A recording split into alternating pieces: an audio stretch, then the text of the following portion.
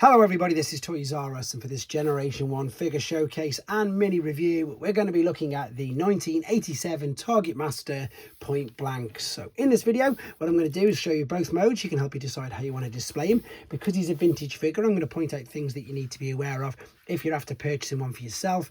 And of course, we'll have a look at the accessories that come with him, so to help you know if yours is going to be complete or not. So before we get started, I'd like to remind anybody who's not subscribed to the channel, if you'd like to hit that subscribe button for me now, please, because it really will help me out. Right, let's just move the boxes out of the way. We've got some good nostalgic points on them as well. I've got a sticker from a Tesco in the UK, and then I've got one from a Trio Mart. You can help me identify which shop that is, because it must be somewhere, maybe US, maybe Canada, not too sure. Right, let's start off with looking at the robot. And of course, this figure is massively underrated. He has had an update as part of the Legacy toy lineup. There's a review of that on this channel as well. This is as basic as they come. But I really like this, and I can't actually 100% remember if I owned one as a child or just played with one of my friends. I mean, it's as basic as they come, guys. Let me show you this. So for articulation wise, there isn't any in the legs. That is, I'm sure you can tell, just for the transformation process. But it is scary because all these old figures, it's not as bad as Brainstorm, but all these old figures do have some horrendous crunching ratchets. So the legs don't move. You do have a waist rotation though. Look at that, unbelievable. But again, I'm sure you can guess what that's for. The shoulders will move that way, which is quite impressive for a G1 figure, but again, it's for transformation. You can sort of swivel it, but again, you know what that's for. There's a teeny bit, wow, this is stiff. I don't even want to move these. These have been sat on my shelves for decades, some of them, and it is quite scary. So there is a bit of bicep flexion, and it looks like, yeah, we've got wrist rotation. Now, these, of course, have got giant holes in their fists and stuff, and that is because these were the Target Masters. I love the Target Masters, and I loved the Headmasters. So nice and simple. We got Peacemaker here, and we fold this over. And there is the gun. I mean, I don't do this with all of the figures, but with him, he's got a hinge. That is something to be massively, I suppose, aware of. Not as bad as the Decepticon ones. This is because this can just corrode up. And yeah, exactly that, corrode and seize.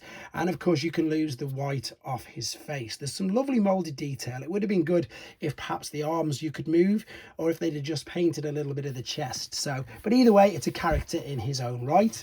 Things that you need to be aware of on the main figure, I suppose you could point out stickers.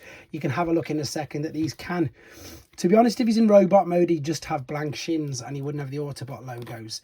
This sometimes, in fact, I've seen it, and I've had many examples myself of it being really, really sun faded. And again, you've got screws inside the wheels as well. So be aware of corrosion, be aware of sun damage and fading, and of course the stickers being damaged. There he is in that particular mode.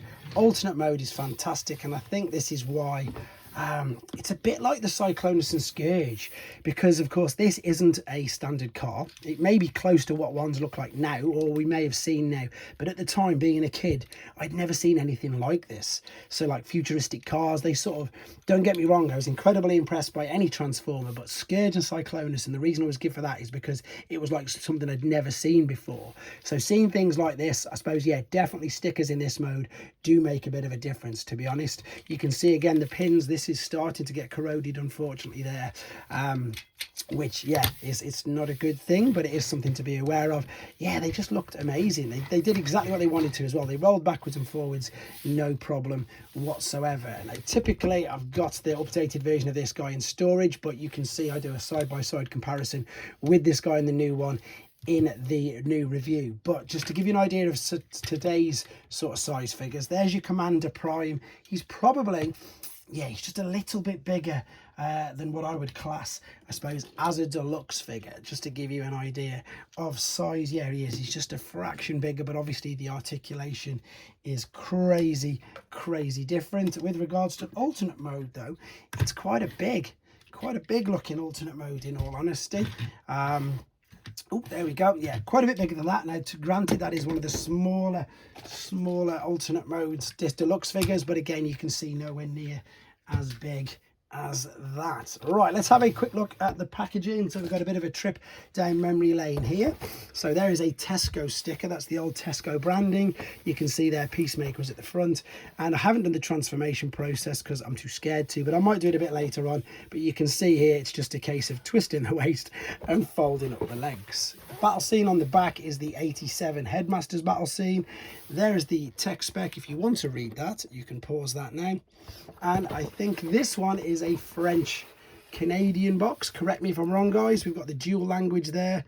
Everything else is the same. I've just never heard of a trio mart, and to be fair, that price would probably make it more, as I say, a Canadian figure than in the US. I don't know. Were they $17 in the US in 87? That sounds a little bit too much for me. Anyway, this is a very quick look at the original vintage Target Master Point Blank and his Target Master partner, Peacemaker. Let me know what you think in the comments. Take care.